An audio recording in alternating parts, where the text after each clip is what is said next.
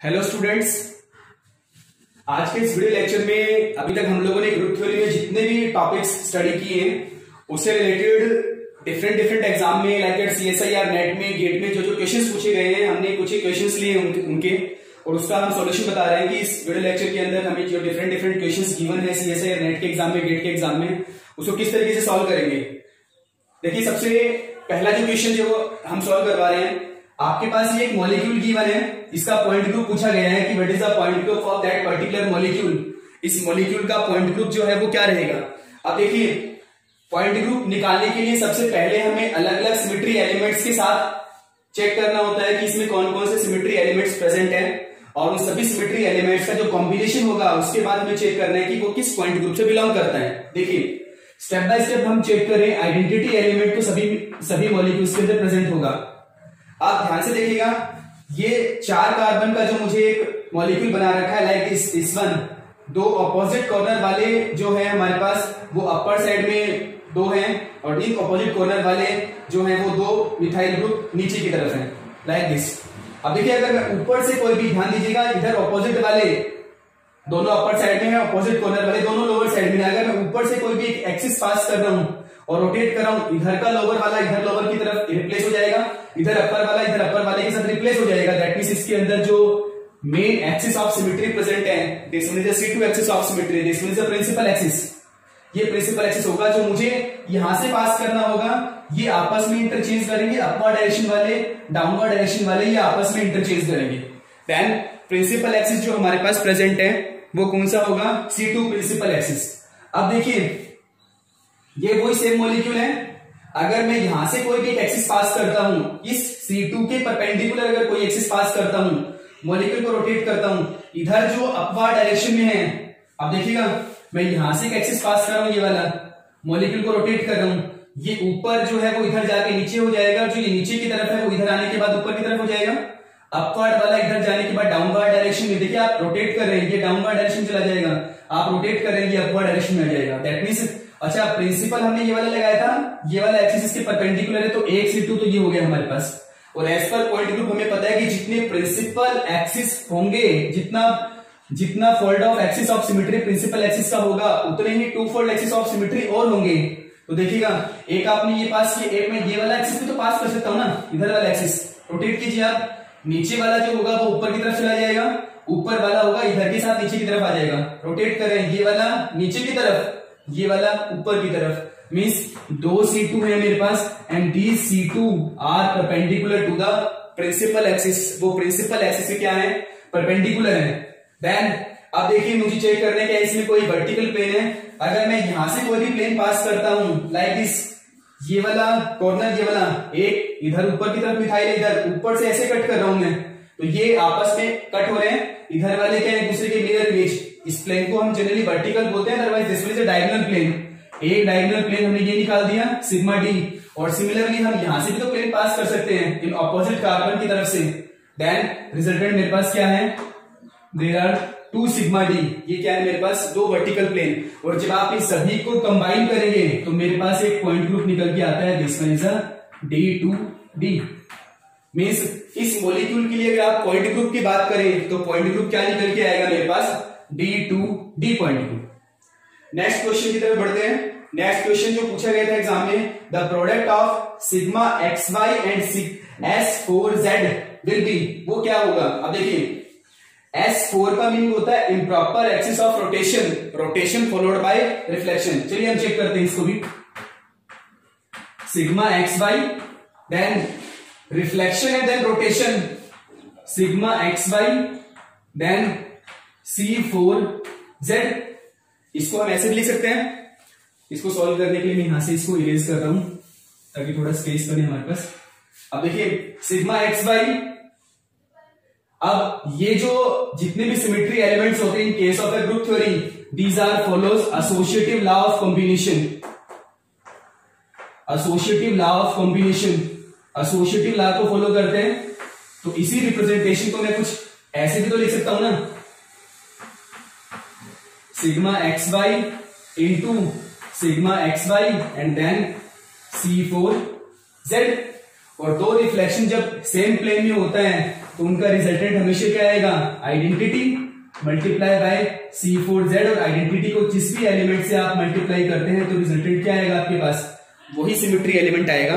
Then multiplication of sigma XY and S4Z will be equal to the C4Z, वो किसके equal आएगा, C4Z के equal आएगा। Next question की तरफ बढ़ते हैं। थर्ड क्वेश्चन जो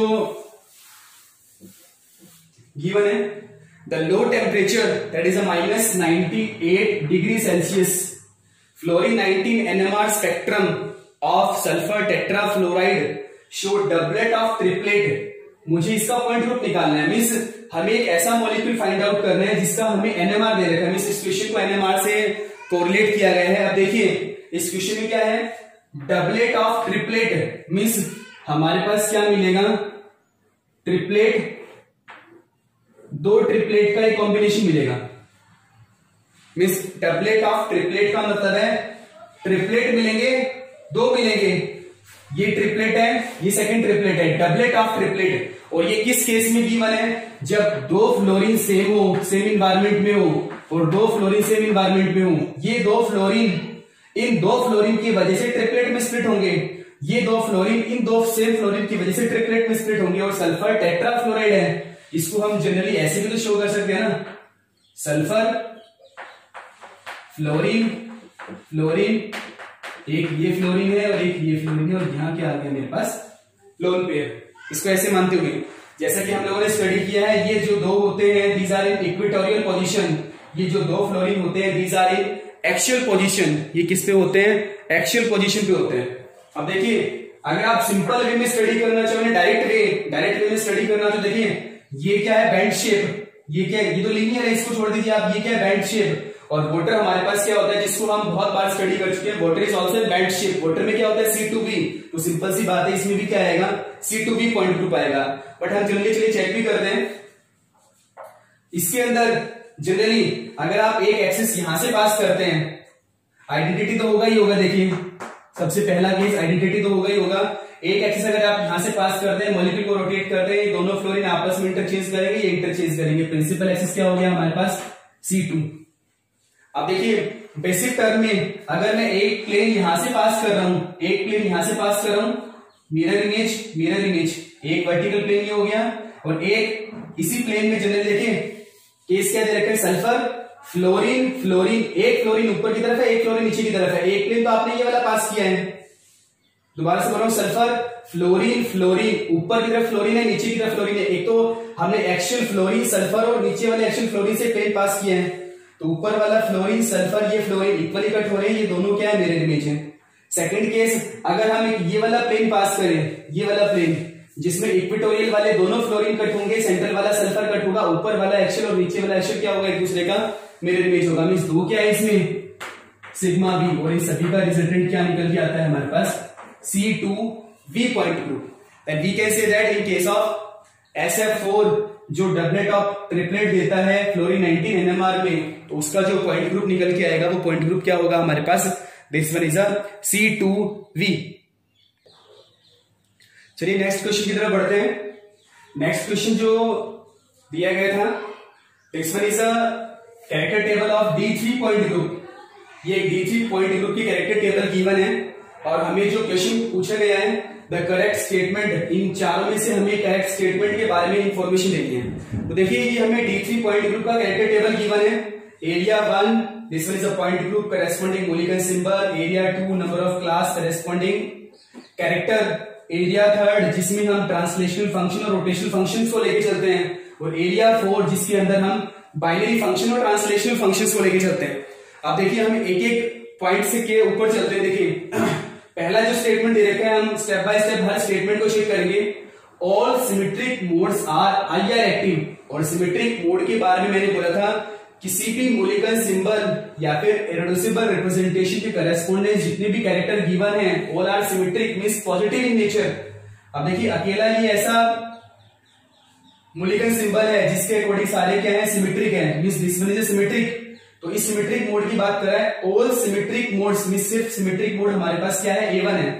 IR एक्टिव, और IR एक्टिविटी के लिए मैंने क्या बोला था, एरिया 3 में हमें ट्रांसलेशनल फंक्शन को चेक करना होता है। ट्रांसलेशनल फंक्शन क्या इसमें कोई गिवन है? इसमें कोई ट्रांसलेशन फंक्शन गिवन नहीं है, दैट मीन्स ये वाला ऑप्शन पॉसिबल नहीं है। मीन्स ये सिमेट्रिक जो मोड है वो आईआर एक्टिव नहीं है, आईआर इनएक्टिव है। उसके बाद देखिए नेक्स्ट है all IR active modes are Raman active. अब देखिए एक यही ले लेते हैं, चलिए ये आईआर एक्टिव मोड है क्योंकि इसके अंदर ट्रांसलेशनल फंक्शन z गिवन है, आईआर एक्टिव मोड है लेकिन इसमें तो कोई भी बाइनरी फंक्शन नहीं है। रमन एक्टिविटी के लिए हमने बोला था एरिया 4 के अंदर हमें बाइनरी फंक्शन को चेक करना होता है, बट ये तो रमन ये आईआर एक्टिव है लेकिन इसमें कोई बाइनरी फंक्शन नहीं है, तो ये तो क्या है? रमन इनएक्टिव है। And this one is again cancel, दूसरा भी क्या हो जाएगा? कैंसिल हो जाएगा। All Raman active modes are IR active. अब रमन एक्टिव मोड देखते हैं, चलिए देखते हैं, ये बाइनरी फंक्शन है, बाइनरी फंक्शन के करेस्पॉन्डेंस जो मॉलिक्यूलर सिंबल होता है वो हमेशा रमन एक्टिव होता है। ये रमन एक्टिव मोड है लेकिन इसके साथ तो कोई भी ट्रांसलेशन फंक्शन है ही नहीं, मींस सारे के सारे रमन एक्टिव मोड ऑल, जिसमें सारे के सारे रमन एक्टिव मोड जो है वो आईआर एक्टिव तो हो ही नहीं सकते, तो आईआर एक्टिव नहीं है। थर्ड ऑप्शन भी कैंसिल हो गया, ऑब्वियस सी बात है। फिर फोर्थ ऑप्शन ही आंसर होगा, लेकिन हम इसको चेक करते हैं। चलिए a pair of IR active modes, a pair of IR active modes are degenerate. देखिए किसने पेयर दे रखा? आईआर एक्टिविटी के लिए हमें ट्रांसलेशन फंक्शन को लेना रहता है। देखिए दो दे रखे हैं, एक pair of IR active mode, बिल्कुल ही आईआर एक्टिव मोड है, आर डीजेनरेट और ई मॉलिक्यूलर सिंबल क्या होता है? This one is a doubly degenerate. ये क्या होता है? डबली डीजेनरेट होता है। देन आंसर हमारा क्या रहेगा? 4। Means a pair of IR active mode are degenerate, तो ये क्या है? डीजेनरेट है। इस तरीके से इस क्वेश्चन का आंसर जो रहेगा वो क्या रहेगा? 4। एक लास्ट क्वेश्चन और देखते हैं हम, जो प्रीवियस क्वेश्चन के अंदर पूछा गया था। डाइबोरेन, जिसका स्ट्रक्चर हम पी ब्लॉक के अंदर स्टडी करते हैं, डाइबोरेन, इसका पॉइंट ग्रुप स्टडी करना है कि इसका पॉइंट ग्रुप किस तरीके से आएगा। देखिए सबसे पहले इसकी स्ट्रक्चर ड्रॉ करते हैं। बोरोन, ये 2 हाइड्रोजन है, इस बोरोन के साथ 2 हाइड्रोजन है, ये ब्रेजिंग की फॉर्म में होंगे, एक हाइड्रोजन ये है, एक हाइड्रोजन, मींस एक हाइड्रोजन होगा अबव द प्लेन, एक होगा below the plane, like this, इस तरीके से होंगे, एक ऊपर की तरफ, ये एक नीचे की तरफ। ये 2 हाइड्रोजन और बोरोन और ये 2 हाइड्रोजन और बोरोन, ये किस में होंगे? एक सेम प्लेन में होंगे। वो क्या होंगे? एक ही प्लेन में होंगे। चलिए हम चेक करते हैं। फर्स्ट ऑफ ऑल हमें ये पता है कि इसके अंदर एक आइडेंटिटी एलिमेंट तो प्रेजेंट होगा ही होगा। इन केस ऑफ B2H6 क्या प्रेजेंट होगा? एक आइडेंटिटी एलिमेंट तो होगा ही होगा इसमें। उसके बाद हम बात करते हैं प्रिंसिपल एक्सिस के बारे में कि इसके अंदर प्रिंसिपल एक्सिस कौन सा प्रेजेंट है। तो देखिए अगर मैं ये वाला एक प्रिंसिपल एक्सिस पास करता हूं, जो जनरल केस में हम ये समझते हैं, ये वाला हाइड्रोजन टुवर्ड्स द ऑब्जर्वर, ये वाला हाइड्रोजन अवे फ्रॉम ऑब्जर्वर, तो अगर मैं इन दोनों हाइड्रोजन से पास करता हुआ एक्सिस अगर पास करता हूं और मॉलिक्यूल को रोटेट करता हूं, ये बोरोन और ये हाइड्रोजन आपस में क्या करेंगे? इंटरचेंज करेंगे। मींस एक प्रिंसिपल एक्सिस क्या निकल के आ रहा है मेरे पास? C2 क्या निकल के आ रहा है मेरे पास? एक प्रिंसिपल एक्सिस निकल के आ रहा है। अब देखिए अगर मैं यहां से एक एक्सिस पास करूं, ये वाला, मैंने अभी तो ये वाला प्रिंसिपल एक्सिस पास किया था, अगर मैं ये वाला एक्सिस पास करूं, मॉलिक्यूल को रोटेट करूं, तो जहां जहां से कोई भी सिमेट्री एलिमेंट पास होता है उनकी पोजीशन तो क्या रहेगी? अनचेंज। ये दोनों अपनी पोजीशन पे रहेंगे। ये जो अवे फ्रॉम ऑब्जर्वर है, अभी वो क्या होगा? टुवर्ड्स द ऑब्जर्वर, और जो टुवर्ड्स द ऑब्जर्वर है वो क्या होगा? अवे फ्रॉम ऑब्जर्वर, और ये क्या करेंगे? इंटरचेंज करेंगे। मींस एक C2 ये प्रेजेंट है। अब अगर मैं यहां से बीचों बीच से एक एक्सिस पास करूं, बीचों बीच से एक्सिस पास करूं, मॉलिक्यूल को रोटेट कर दूं, बीचों बीच देखिएगा ये बोरोन है आमने सामने, एक हाइड्रोजन आपकी तरफ है, एक इधर है, एक boron hydrogen hydrogen hydrogen hydrogen hydrogen hydrogen, simple एक प्लेन में। अगर मैंने ये वाला पास किया था, मैं ये वाला एक हाइड्रोजन पास कर रहा हूं, मॉलिक्यूल को रोटेट कर रहा हूं, सिमिलर अपीयरेंस दे रहे हैं। मेरे पास क्या है? 2 C2 है। अब देखिए आपने एक C2 ये पास किया है, एक C2 ये पास किए हैं, और प्रिंसिपल था ये वाला, मींस ये दोनों C2 क्या है? इस प्रिंसिपल के परपेंडिकुलर है, ऑब्वियस सी बात है। उसके बाद हम बात करते हैं कौन कौन से प्लेन प्रेजेंट हो सकते हैं इसमें। आप प्लेन की बात कीजिए, देखिए सिंपल सा लॉजिक है, एक ये वाला प्लेन पास करो, एक ये वाला प्लेन पास करो, 2 वर्टिकल प्लेन पॉसिबल है, 2 वर्टिकल प्लेन पॉसिबल है, और एक हॉरिजॉन्टल प्लेन। देखिए अगर मैं ये वाला प्लेन पास करूं, सिंपल हॉरिजॉन्टल प्लेन, तो इसके अंदर एक हॉरिजॉन्टल प्लेन भी प्रेजेंट है, तो इस सभी के कॉम्बिनेशन से अगर आप बनाना चाहें तो इसका जो पॉइंट ग्रुप निकल के आएगा वो क्या आएगा, D2H। वो पॉइंट ग्रुप क्या निकल के आएगा हमारे पास, D2H। And these are the different questions asked in the previous year examination. तो इस तरीके से हम पूरी ग्रुप थ्योरी के अंदर कोई भी क्वेश्चन दे रखा हो तो हम स्टेप बाय स्टेप इस तरीके से उनको सॉल्व कर सकते हैं।